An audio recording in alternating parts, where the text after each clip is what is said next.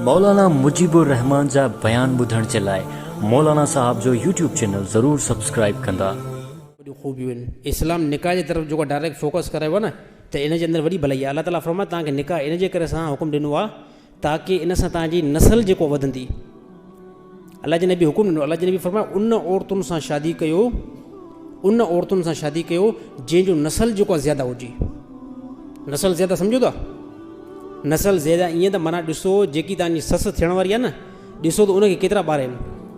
ऐं जेकर ॾिसो तव्हांजी ससु खे घटि में घटि 12, 13, 14, 15 ॿार आहिनि न, पोइ ईअं सम्झो कम से कम इहो जेको नसल जेको तव्हां वठो था न, जेकी ससु यानी उनजी धीउ जेकी तव्हांजी घरवारी थींदी, यानी कम से कम पोइ इन जो जेको नसल आहे न अॻिते ज़्यादा फैलिबो। तव्हांजी घरवारी खे बि इनशाला एतिरा ई ॿार थींदा। नबी सल्लल्लाहु अलैहि वसल्लम फरमाए उन औरतुनि सां शादी कयो जंहिंजो नसल ॾिसो नसल वॾो हुजे। कंहिं कंहिं माण्हू जो नसल सिर्फ़ु एतिरो हूंदो आहे त साईं बसि सिर्फ़ु 2 ई ॿार, हिकिड़ो धीउ ऐं ॿियो पुटु, त हली करे अॻिते बि रिज़ल्ट इहो ई निकिरंदो बसि 2 ई ॿार। त नबी सल्लल्लाहु अलैहि वसल्लम फरमाए ज़्यादा जेको आहे उन औरतुनि सां शादी कयो जंहिंजो नसल जेको आहे ज़्यादा हुजे। छाजे करे त क़यामत ॾींहुं मां पंहिंजी उम्मत ते फ़ख़्रु कंदुमि त मुंहिंजी उम्मत तमामु वॾी जेको हूंदी।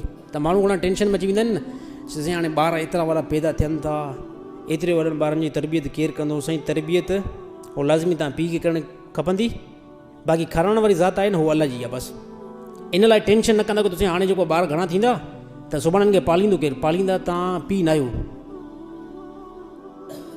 इंसान नाहे पालींदो, अल्लाह जिस्म में ताक़त ॾींदो आहे। हा साईं ॻाल्हि नोट कजो, अल्लाह जिस्म में ताक़त ॾींदो आहे, पोइ इहो पीउ वेंदो आहे मार्केट में बाज़ार में, उते मज़दूरी कंदो आहे, उते कमु कंदो आहे, उते कारोबार कंदो आहे, तिजारत कंदो आहे। इहा छा अल्लाह ई ताक़त ॾींदो आहे। इन खां बाद में पैसो खणी करे ऐं घर में पंहिंजे औलाद खे खाराईंदो आहे। इहो मामूल अथव, इहो हिकिड़ो मामूल अथव त जेकॾहिं अगरि तव्हां हिकिड़ा आहियो न, हिकिड़ो बसि बंदो आहे घर में, ॾिसो त मां छड़ो आहियां, त ख़ुदा जेको रिज़्क़ ॾींदो न उहो तव्हांखे तव्हां जेतिरो ॾींदो बसि। यानी मुजीबुर रहमान अकेलो हुयो कंहिं ज़माने में, त मूंखे सिर्फ़ु एतिरा ई पैसा मिलनि पिया, एतिरा ई पैसा अचनि पिया जेतिरा मां पाण खाई करे ऐं सुम्ही पियो आहे।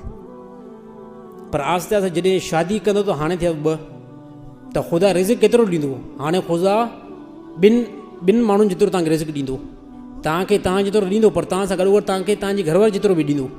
हलो साईं सिलसिलो अॻिते वधे। घरवारी खां बाद में 1 ॿार, 2 ॿार, 3, 4, 5 सिलसिलो जीअं जो वधंदो न त ख़ुदा तो अल्लाह ताला पैसो बि ईअं वधाईंदो, अल्लाह ताला माल बि ईअं वधाईंदो। साईं वॾी उमिरि जा सभु वेठा आहिनि साईं, ईअं आहे न? ईअं आहे न? पहिरियों जॾहिं छड़ा हुयासीं त साईं पैसा एतिरा मिलनि पिया बसि पाण खाई करे सुम्ही पिया पाऊं। शादी कईसीं ख़ुदा कुझु वधायो। हा साईं ॿार वधंदा विया त सिस्टम बि ज़्यादा वधंदो वियो, घर बि जेको आहे ख़ुदा ऑटोमेटिक ॾेई छॾियो। ऐं अहिड़ी तरह जेकॾहिं अगरि 4 शादियूं कंदो त ख़ुदा एतिरो बि ॾेई छॾींदो।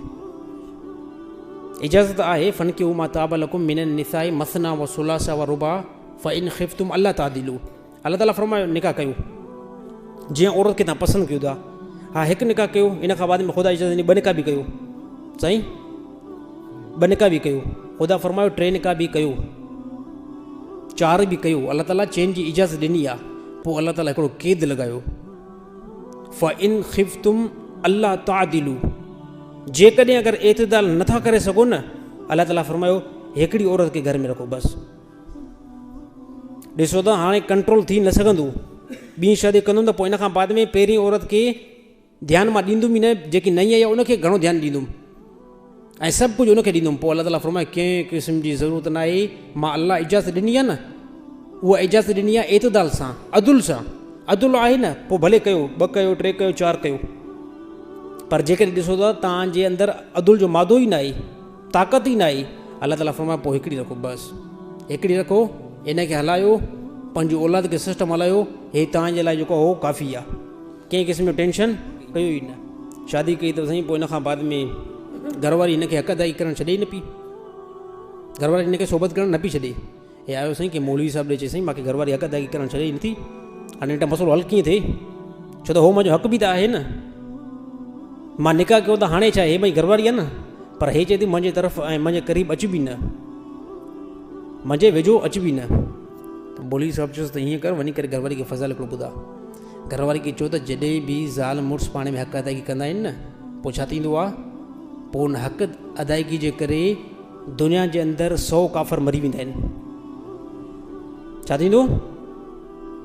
जॾहिं ज़ाल मुड़ुस हक़ अदायगी कंदा न त दुनिया जे अंदरि घणा काफ़र, 100 काफ़र मरी वेंदा। यानी तव्हां 100 काफ़रनि खे क़तल कयो आहे ऐं हिकिड़े काफ़र खे क़तल करण ते वरी फज़ल ॿुधाईंसि। हिकिड़े काफ़र खे क़तल कयो त पोइ हुन ते हेतिरी फज़ीलत आहे। चई इहो वञी फज़ीलत वञी करे घरवारी खे ॿुधा। साईं घरवारी ॾे वियो, घरवारी खे चई हक़ अदायगी कयूं। हुन चयो न छो कयूं, फ़ाइदो कहिड़ो आहे? चई फ़ाइदो इहो आहे त मौलवी साहिबु चयो आहे त जेको बि ज़ाल मुड़ुस पाण में हक़ अदायगी कंदो न त हक़ अदायगी करण खां बाद में जॾहिं फ़ारिग़ थींदो त पोइ 100 काफ़र मरी वेंदा आहिनि। ऐं ॿुधाईसि हिकिड़े काफ़र मरण सां दुनिया में हेतिरो अमुन थींदो आहे। पोइ घरवारी चयो भेण वारो कर भला, हेॾा सारा 100 काफ़र मरनि था, अची करे साईं ठीकु आहे हिकु दफ़ो जेको सोबत ॿियों टियों 4 मुड़ुस ने बेज़ार थियो, मुड़ुस छॾे ॾे न। उहो घरवारी चई न हाणे काफ़रनि खे नाहे छॾिणो, काफ़रनि खे नाहे छॾिणो, काफ़रनि खे मारणो आहे। हुन चयो निभागी भेण भला सभिनी ठीकु असां क्यों आहे? दुनिया जे अंदरि ॿिया बि त आहिनि न माण्हू, दुनिया जे अंदरि ॿिया बि तमामु घणा आहिनि, त उहे माण्हू बि त मारींदा न। असां वधि में वधि 100 खे मारियोसीं, 200 खे मारियोसीं, 300 खे, बाक़ी दुनिया जे अंदरि ॿिया बि नौजवान वेठा आहिनि जेके काफ़रनि खे मारींदा।